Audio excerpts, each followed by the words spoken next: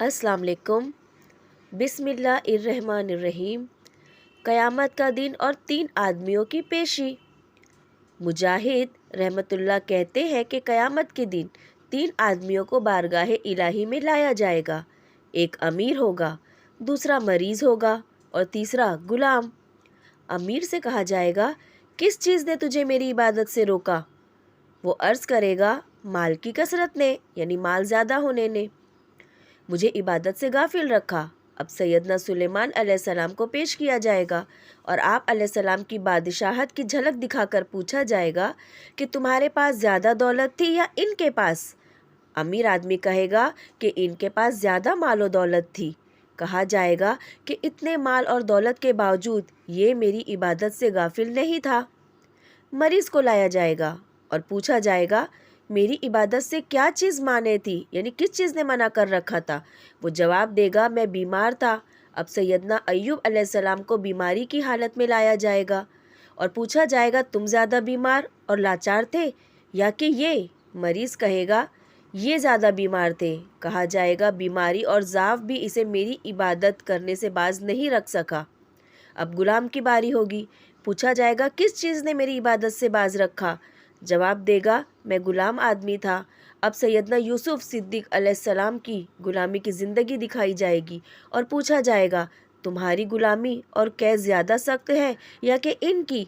वो जवाब देगा, इनकी। कहा जाएगा, इनकी गुलामी और कैद भी मेरी इबादत में आड़े ना आ सकी। देखा आपने कि इबादत करने वाला किसी भी हाल में अल्लाह अज़्वजल की इबादत कर ही लेता है। तो बताइए, मेरे और आपके पास क्या उज़ूर है? आइए तौबा व इस्तग़फ़ार करते हुए अपने गुनाहों की माफ़ी मांगे और मालिक कायनात और खालिक अर्ज़ व समा की इबादत में जुट जाए। उसने हमें और जिनों को सिर्फ़ अपनी इबादत के लिए पैदा फरमाया है, और अगर बतकाज़ाए बशरियत गुनाह सरज़द हो जाए, यानी इंसान रहते हुए गुनाह हो जाए, तो माफ़ी मांगने में देर नहीं करनी चाहिए।